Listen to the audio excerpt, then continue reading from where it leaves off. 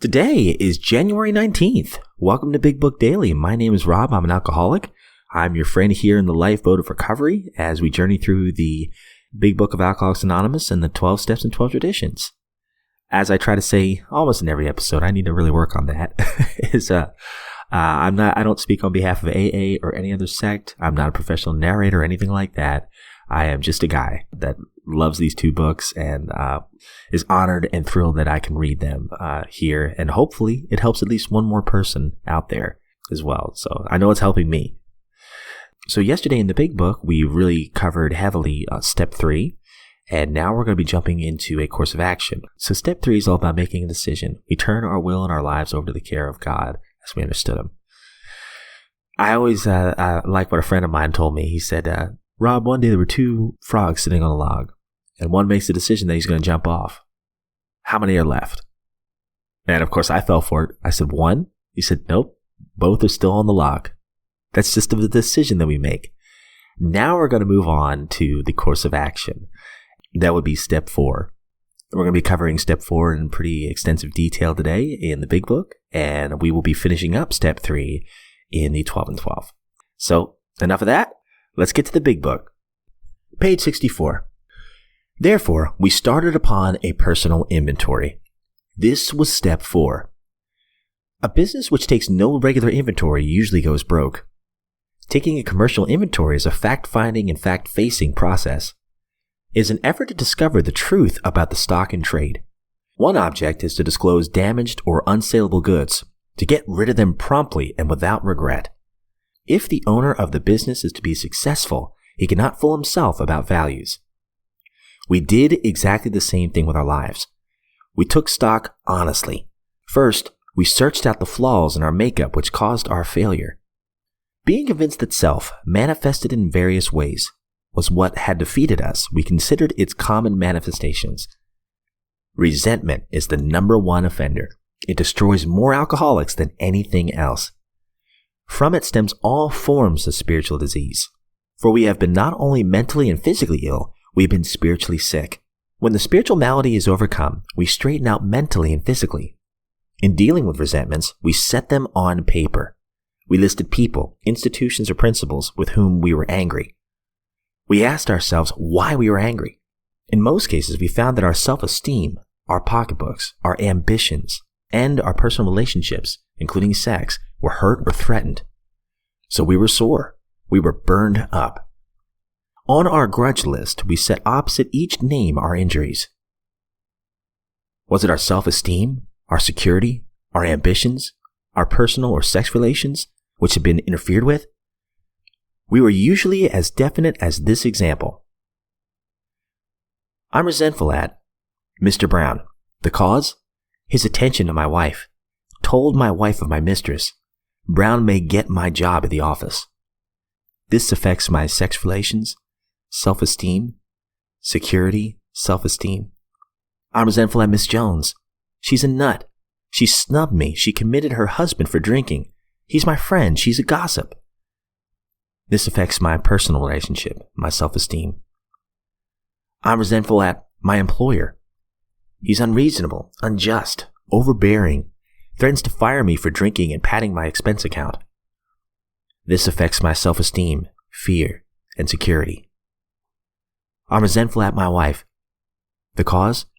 She misunderstands and nags, like Brown, wants the house put in her name. This affects my pride, personal sex relations, security, and fear. We went back through our lives. Nothing counted but thoroughness and honesty. When we were finished, we considered it carefully. The first thing that was apparent was that this world and its people were often quite wrong. To conclude that others were wrong was as far as most of us ever got. The usual outcome was that people continued to wrong us, and we stayed sore. Sometimes it was remorse, and then we were sore at ourselves.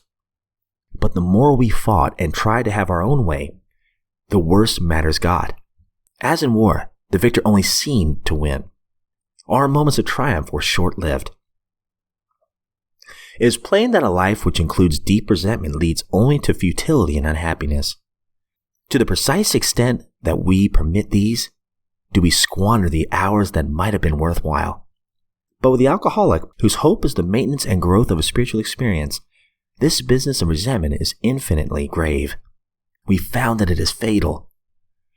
For when harboring such feelings, we shut ourselves off from the sunlight of the Spirit. The insanity of alcohol returns, and we drink again. And with us, to drink is to die. If we were to live, we had to be free of anger. The grouch and the brainstorm were not for us. They may be the dubious luxury of normal men, but for the alcoholics, these things are poison. We turned back to our list, for it held the key to the future. We were prepared to look at it from an entirely different angle. We began to see the world and its people really dominated us. And in that state, the wrongdoings of others, fancied or real, had power to actually kill. How could we escape? We saw that these resentments must be mastered, but how? We cannot whisk them away any more than alcohol. This was our course. We realized that the people who wronged us were people spiritually sick. Though we did not like their symptoms and the way these disturbed us, they, like ourselves, were sick too. We asked God to help us show them the same tolerance, pity, and patience that we would cheerfully grant a sick friend. When a person offended, we said to ourselves, "This is a sick man. How can I be helpful to him? God, save me from being angry. Thy will be done." We avoid retaliation or argument. We wouldn't treat sick people that way, and if we do, we destroy our chance of being helpful. We cannot be helpful to all people, but at least God will show us how to take a kindly and tolerant view of each and every one. Referring to our list again, putting out of our minds the wrongs that others had done, we resolutely looked for our own mistakes. Where had we been selfish, dishonest, self-seeking, and frightened? Though a situation had not been entirely our fault, we tried to disregard the other person involved entirely. Where were we to blame? The inventory was ours, not the other man's. When we saw our faults, we listed them. We placed them before us in black and white. We admitted our wrongs, honestly, and we were willing to set these matters straight. Notice that the word fear is bracketed alongside the difficulties with Mr. Brown, Mrs. Jones, the employer, and his wife. This short word somehow touches about every aspect of our lives. It was an evil and corroding thread. The fabric of our existence was shot through with it. It set in motion trains of circumstances which brought us misfortune that we felt that we didn't deserve. But did not we ourselves set the ball rolling? Sometimes we think fear ought to be classed with stealing. It seems to cause more trouble. We reviewed our fears thoroughly. We put them on paper, even though we had no resentment in connection with them. We asked ourselves why we had them. Wasn't it because self-reliance failed us?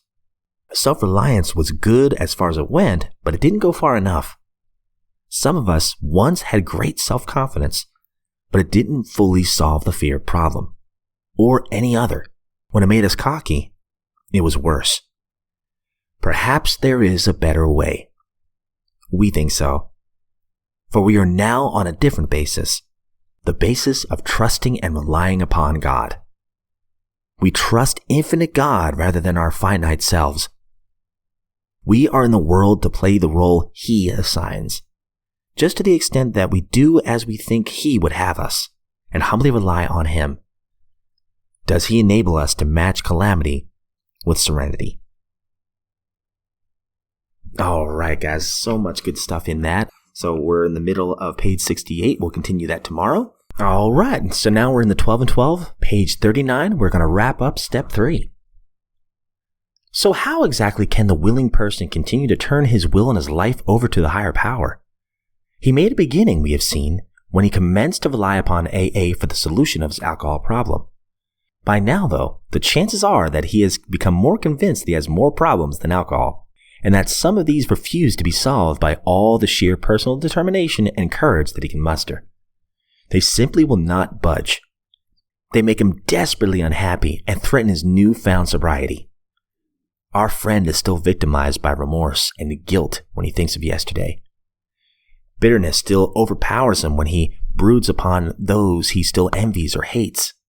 His financial insecurity worries him sick, and panic takes over when he thinks of all the bridges to safety that alcohol burned behind him. And how shall he ever straighten out that awful jam that cost him the affection of his family and separated him from them? His lone courage and unaided will cannot do it. Surely he must now depend upon somebody or something else. At first, that somebody is likely to be his closest AA friend. He relies upon the assurance that his many troubles, now made more acute because he cannot use alcohol to kill the pain, can be solved too. Of course, the sponsor points out that our friend's life is still unmanageable even though he is sober. That after all, only a bare start on AA's program has been made. More sobriety brought about by admission of alcohol and by attendance at a few meetings is very good indeed, but it is bound to be a far cry from the permanent sobriety of a contented, useful life. This is just where the remaining steps of AA's program come in. Nothing short of continuous action upon these as a way of life can bring the much desired result. Then it is explained that other steps of the AA program can be practiced with success only when step 3 is given a determined and persistent trial. This statement may surprise newcomers who have experienced nothing but constant deflation and a growing conviction that human will is of no value whatever. They have become persuaded, and rightly so, that many problems besides alcohol will not yield to a headlong assault powered by the individual alone. But now it appears that there are certain things which only the individual can do. All by himself, and in the light of his own circumstances, he needs to develop the quality of willingness. When he acquires willingness, he is the only one who can make the decision to exert himself. Trying to do this is an act of his own will. All of the 12 steps require sustained and personal exertion to conform to their principles, and so, we trust, to God's will. It is when we try to make our will conform with God's that we begin to use it rightly. To all of us, this was the most wonderful revelation. Our whole trouble had been the misuse of willpower. We have tried to bombard our problems with it instead of attempting to bring it into agreement with God's intention for us. To make this increasingly possible is the purpose of AA's 12 steps, and step 3 opens that door. Once we have come into an agreement with these ideas, it's really easy to begin the practice of step 3. In all times of emotional disturbance or indecision, we can pause, ask for quiet, and in the stillness simply say, God, grant me the serenity to accept the things I cannot change, courage to change the things I can, and the wisdom to know the difference.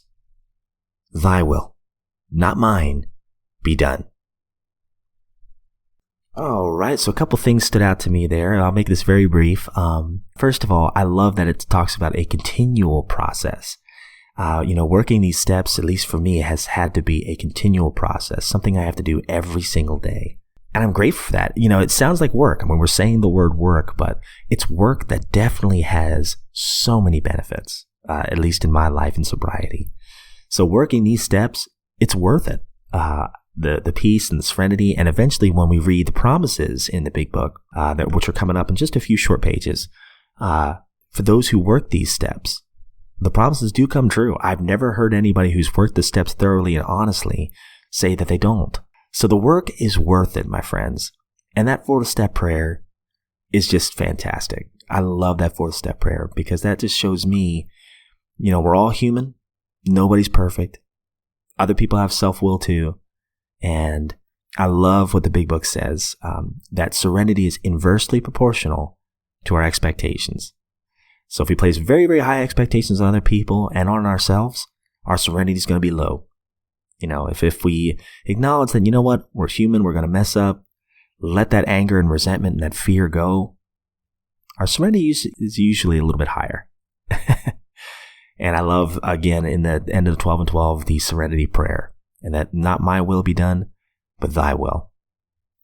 Great stuff today, guys. So this is a program of action, and I am so thrilled to be reading the big book and the 12 and 12 with y'all. I hope y'all have a great day today. and we will see you back here tomorrow.